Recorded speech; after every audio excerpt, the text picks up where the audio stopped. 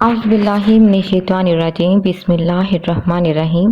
میں ہوں فرحت تقیر اور آپ دیکھ رہے ہیں اسلامک احادیث چینل۔ ناظرین و سامعین، آج کی اس ویڈیو میں آپ کو ایک بہت ہی انوکھے اور نرالے عاشق رسول صلی اللہ علیہ وآلہ وسلم کے بارے میں بتائیں گے۔ تقریباً 2500 سال پرانی بات ہے، ملک یمن پر اسد طبان حمیری نامی بادشاہ کی حکومت تھی۔ چونکہ یمن کی زبان میں بادشاہ کو طبا کہا جاتا تھا، اس لیے تاریخ میں یہ بادشاہ طبع اول یعنی پہلا بادشاہ اور طبع حمیری کے نام سے مشہور ہوا۔ ایک مرتبہ طبع اپنے وزیر کے ساتھ سیر پر نکلا۔ تقریباً 1,13,000 پیدل چلنے والے اور 1,30,000 گھوڑ سوار بھی اس کے ہمراہ تھے۔ جس شہر میں یہ قافلہ پہنچتا، لوگ ہیبت اور تعجب کے مارے بہت عزت اور احترام سے پیش آتے تھے۔ اس سفر کے دوران طبع ہر شہر کے 10 علماء منتخب کر کے اپنے قافلے میں شامل کر رہا تھا۔ یوں کئی شہروں کی سیر کے بعد تقریباً 4,000 علماء طبع کے قافلے میں جمع ہو گئے۔ جب یہ قافلہ شہر مکہ پہنچا تو وہاں کے لوگوں نے ان کی ذرا بھی آؤبھگت نہیں کی۔ یہ دیکھ کر طبع کو بہت غصہ آیا۔ اس نے وزیر کو بلا کر اس کی وجہ پوچھی تو وہ بولا، بادشاہ سلامت، یہاں کے لوگ بہت عجیب و غریب ہیں۔ اس شہر میں ایک عمارت ہے جس کا نام کعبہ ہے۔ یہ لوگ اس عمارت میں شیطان اور بتوں کو پوجتے ہیں۔ یہ سب سن کر طبع نے دل ہی دل میں فیصلہ کیا کہ وہ مکہ کے آدمیوں کو قتل کر کے عورتوں اور بچوں کو قیدی بنا لے گا اور ساتھ ہی کعبہ کو بھی گرا دے گا، اور پھر کعبہ کا نام خربہ یعنی ویران جگہ ہو جائے گا۔ خدا کا کرنا یہ ہوا کہ یہ خیال آتے ہی طبع کے سر میں شدید درد شروع ہو گیا، جبکہ اس کی آنکھ، کان، ناک اور منہ سے بدبودار پانی بہنے لگا، جس کی وجہ سے اتنی سڑان پیدا ہو گئی کہ طبع کے پاس ایک لمحہ ٹھہرنا کسی عذاب سے کم نہ تھا۔ وزیر نے طبیبوں سے مشورہ کیا مگر کوئی بھی طبع کا علاج دریافت نہ کر سکا۔ طبیبوں کا کہنا تھا کہ یہ کوئی آسمانی معاملہ لگتا ہے جس کو ٹالنا ہمارے بس کی بات نہیں ہے۔ بیماری نے طبع کی نیند اڑا کر رکھ دی تھی کہ اچانک رات کے ایک پہر ایک عالم صاحب وزیر کے پاس آئے اور رازداری سے فرمانے لگے، اگر بادشاہ میرے سوال کا سچ جواب دینے کو تیار ہو جائے تو میں اس کا علاج کر سکتا۔ وزیر نے یہ بات طبع کو بتائی تو وہ فوراً راضی ہو گیا۔ چنانچہ جب عالم صاحب طبع کے پاس پہنچے جہاں ان دونوں کے علاوہ کوئی نہ تھا تو انہوں نے پوچھا، بادشاہ سچ بتاؤ، کعبہ کے متعلق تمہارے دل میں کیا بات ہے؟ طبع جو بیماری کی وجہ سے مکمل نڈھال تھا فوراً اپنے برے ارادے عالم صاحب کو بیان کرنے لگا، جسے سن کر وہ بولے، تمہاری بیماری کی وجہ یہی بری نیت ہے۔ یہ بات یاد رکھو کہ کعبہ کا مالک ہر چھپی باتوں کو بھی جان لیتا ہے، اس لیے اپنے دل سے برے خیالات نکال دو، اسی میں تمہارا بھلا ہے۔ طبع مرتا تو کیا نہ کرتا، فوراً برے ارادوں سے تائب ہو گیا اور ابھی عالم صاحب گئے بھی نہ تھے کہ وہ بالکل ٹھیک ہو گیا۔ عالم صاحب کی بات اپنی آنکھوں سے درست ہوتی دیکھ کر طبع رب کریم پر ایمان لے آیا اور دین ابراہیمی پر قائم ہو گیا۔ پھر اس نے کعبہ کی تعظیم کے لیے 7 غلاف بھی تیار کروائے۔ اس سے پہلے کبھی کسی نے کعبہ پر غلاف نہیں چڑھایا تھا۔ اس کے بعد طبع شہر مکہ کے رہنے والوں کو کعبہ کی حفاظت کا حکم دے کر مدینہ شریف کی طرف چل پڑا۔ مدینہ شریف میں ان دنوں آبادی نہ تھی، پانی کے ایک چشمے کے علاوہ یہاں آبادی کے کوئی آثار بھی نہ تھے۔ طبع کے قافلے نے وہاں پہنچ کر اسی چشمے کے پاس پڑاؤ ڈالا۔ یہاں قیام کے دوران تقریباً 4,000 علماء کا آپس میں ایک مشورہ ہوا، جس کے بعد ان میں سے 400 علماء نے یہ فیصلہ کیا کہ وہ جب تک زندہ ہیں کسی قیمت پر اس جگہ یعنی مدینہ طیبہ کی سرزمین کو چھوڑ کر نہیں جائیں گے، چاہے طبع انہیں جلا ڈالے یا مار ڈالے۔ طبع کو یہ بات پتہ چلے تو وہ بہت حیران اور پریشان ہوا۔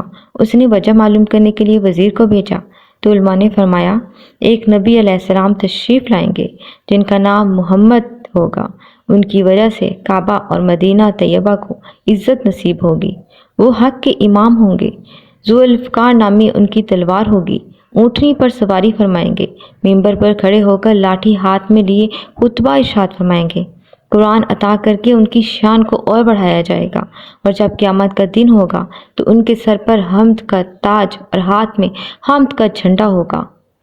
وہ لوگوں کو لا الہ الا اللہ کی دعوت دیں گے۔ ولادت شریف شہر مکہ میں ہی ہوگی اور ہجرت سے مدینہ منورہ کو نوازیں گے۔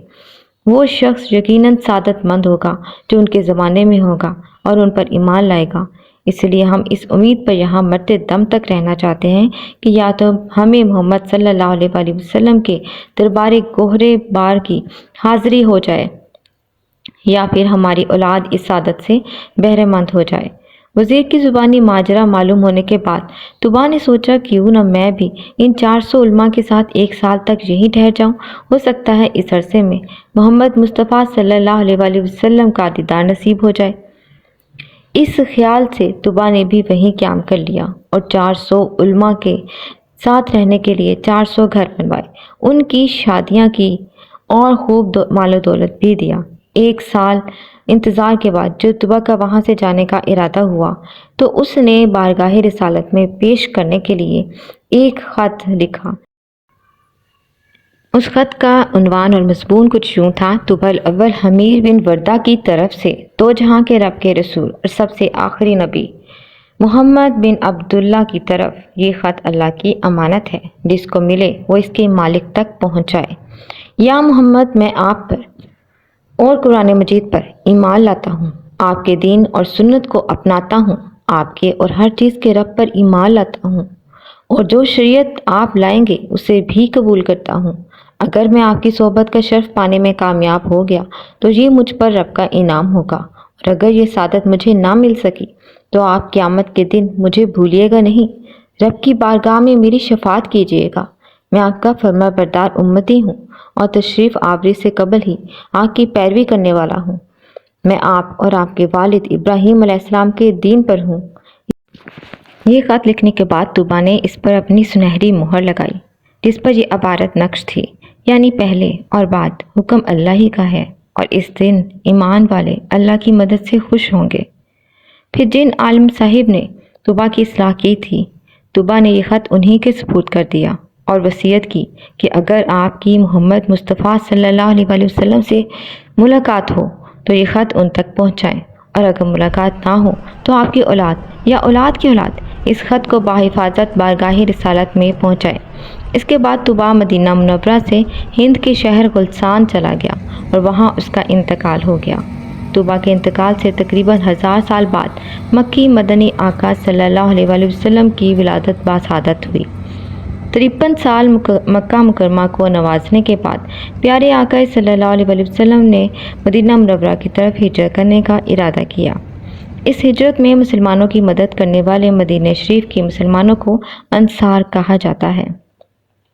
یہ انصار انہی 400 علماء کی اولاد سے تھے اور 1000 سال سے نسل در نسل خط کی حفاظت کرتے آ رہے تھے۔ جب انصار کو حضور انور صلی اللہ علیہ وآلہ وسلم کی مدینہ شریف تشریف آوری کا ارادہ معلوم ہوا تو ان میں خوشی کی لہر دوڑ گئی۔ انہوں نے بارگاہ رسالت میں طوبیٰ کا خط پہنچانے کے لیے آپس میں مشاورت کی۔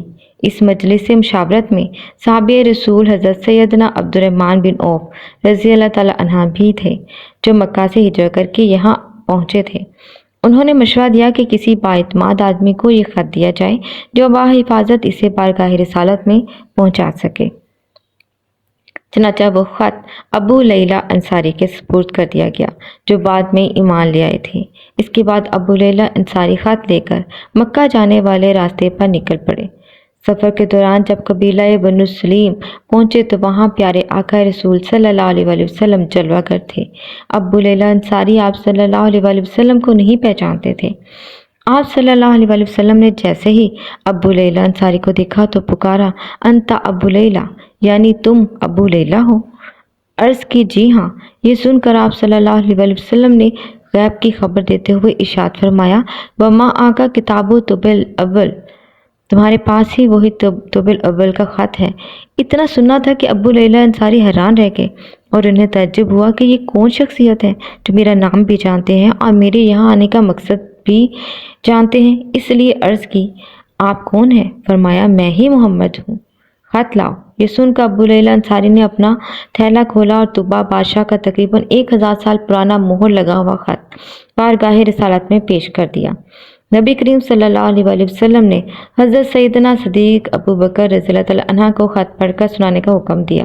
جب خط سنا دیا گیا تو آپ صلی اللہ علیہ وسلم نے 3 بار فرمایا مرحبا بالاخی الصالح، یعنی نیک بھائی کو خوش آمدید، نیک بھائی کو خوش آمدید، نیک بھائی کو خوش آمدید۔ اس کے بعد آپ صلی اللہ علیہ وسلم نے ابو لیلہ انصاری کو مدینہ شریف کی طرف لوٹ جانے کا حکم دیا۔ ابو لیلہ انصاری جب مدینہ منورہ پہنچے تو انہوں نے بارگاہ رسالت میں خط پہنچانے کی رودات سنائی، جسے سن کر لوگوں نے اپنی استطاعت کے مطابق ابو لیلہ انصاری کو انعام و اکرام سے نوازا۔ اس کے بعد جب مدنی آقا صلی اللہ علیہ وسلم نے طلع البدر علینا کی صداؤں میں مدینہ کی سرزمین پر قدم رکھ کر اسے ہمیشہ کے لیے مدینہ طیبہ بنایا تو ہر قبیلہ چاہتا تھا کہ آپ صلی اللہ علیہ وسلم ان کے ہاں کیا فرمائیں، مگر آپ صلی اللہ علیہ وسلم نے فرمایا میری اونٹنی کو چھوڑ دو، جہاں خدا کا حکم ہوگا یہ وہاں رک جائے گی۔ چنانچہ اونٹنی چلتے چلتے صحابی رسول حضرت سیدنا ابو ایوب انصاری رضی اللہ تعالیٰ عنہ کے گھر کے آگے رک گئی۔ آپ رضی اللہ تعالیٰ عنہ انہی عالم صاحب کی اولاد میں سے تھے جنہوں نے طبا کی اصلاح کی تھی، اور آپ کا مکان وہی مکان تھا جو طبا نے خاص پیارے آقا صلی اللہ علیہ وسلم کے لیے بنوایا تھا۔ ناظرین سامعین، میں امید کرتی ہوں کہ آپ کو یہ ویڈیو پسند آئی ہوگی۔ اگر آپ کو ویڈیو پسند آئے تو فیڈ بیک ضرور دیا کریں، لائک اور کمنٹ ضرور کیا کریں۔